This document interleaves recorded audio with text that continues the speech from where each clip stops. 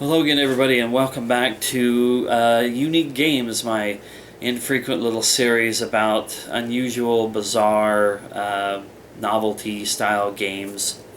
And today we're taking a look at one of the most unusual games I think not only myself has ever come across, but just about anybody who's ever played it and given it even 5 minutes worth of time.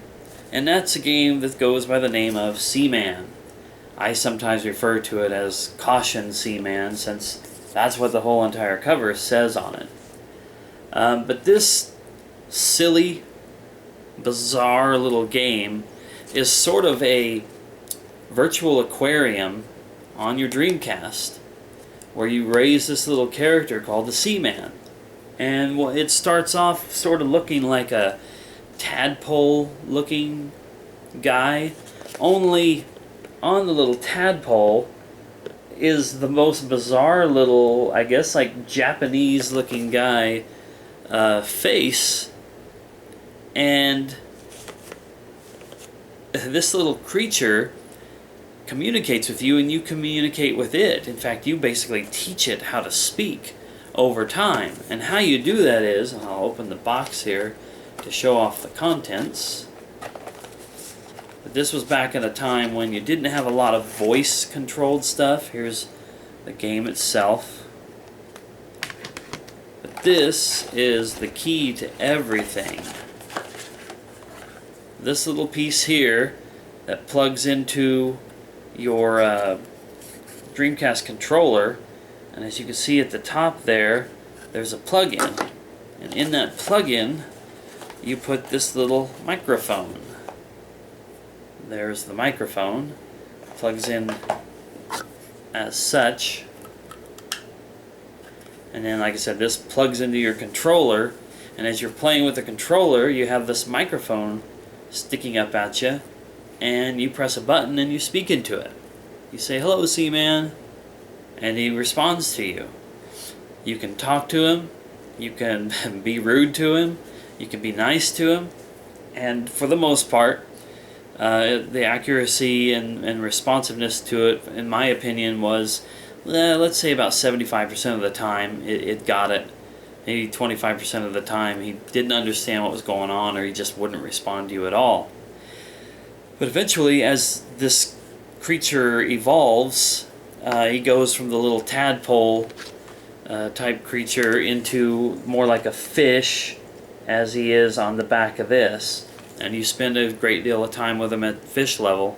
And then eventually, and I've never made it this far, I either screw something up or I forget to go check on it. This is a game where you need to check on it every day, because you have to control the environment of his aquarium, which means you have to control the heat, feeding the character, cleaning it out, and if you let it go too long, because it's persistent, even when you're not playing, it's saved on the memory card and he continues to live, so you need to check on him at least once every 24 hours, speak to him, engage with him, feed him, clean up his thing, get the temperature right, and he will continue to evolve.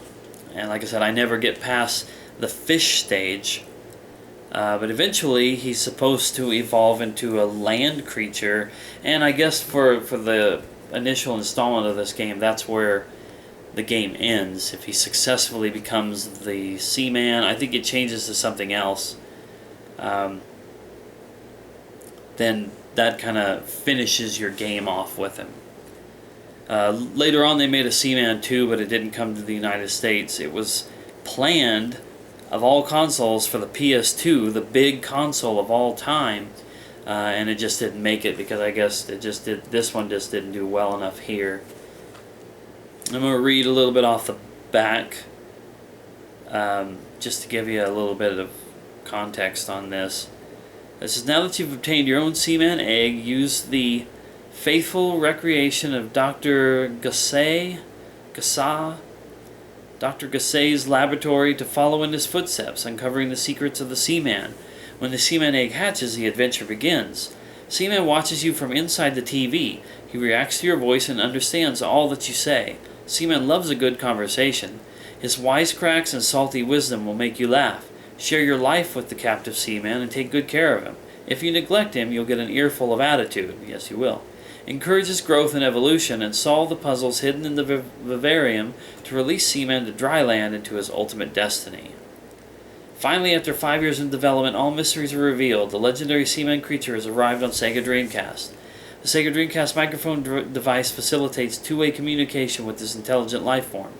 The original interactive AI acquires new knowledge as it imparts wisdom. Sega Dreamcast's extraordinary power to create ultra-real graphics and animation simulates Seaman's authentic habitat and evolution. The soothing environmental sound design augments the experience. Well, all I can say about the sound design is that it sounds like you're looking at an aquarium with that bubbling sound and whatnot. But some of the things that it mentioned on there are very, very true. Seaman understands you, communicates with you, and will have a conversation with you. There will be times, once Seaman is matured to a certain level, he will start asking you questions. He'll want to know your name. He'll want to know what you've named him. He'll want to know your birthday. He'll ask you, like, are you dating someone? Are you married to somebody? And then they'll ask you information about them. And it is kind of funny how they'll ask, like, say when your wife or girlfriend's or boyfriend or husband's birthday is, and then they'll remind you if you're actually playing on that day. They'll say something about it being someone's birthday. It's just pretty cool stuff. It's unique. I mean, that's the reason why it's a part of this series for me. It absolutely and truly is a unique game, a virtual aquarium with a creature that's like a fish with a human head on it. I don't know who voices the character of the Seaman himself, but the narrator for the game is Leonard Nimoy, which is pretty cool, especially being a Trekkie, although not an original series Trekkie. But it's neat that it's his voice. Is a very noticeable voice. It does really, really well. I don't know what else to say about this. Caution Seaman. Go check it out if you've got a Dreamcast. Find these. The values of these seem to have fluctuated over the years. The first time I got one of these back in the early 2000s, these were kind of pricey and hard to find. I managed to get this copy, I think, at a local game store. No, that's where I got my first copy because online was crazy. This one I ordered online like 2 years ago, but got a pretty good deal on it. Anyway, this is just a game that you have to check out to understand it. If a virtual aquarium with a bizarre creature on your TV screen, and if you own a Dreamcast, if that sounds good to you, then you should check this out. So anyway, that wraps up another episode of Unique Games. Thanks for checking out Seaman here, and we'll see you in the next video.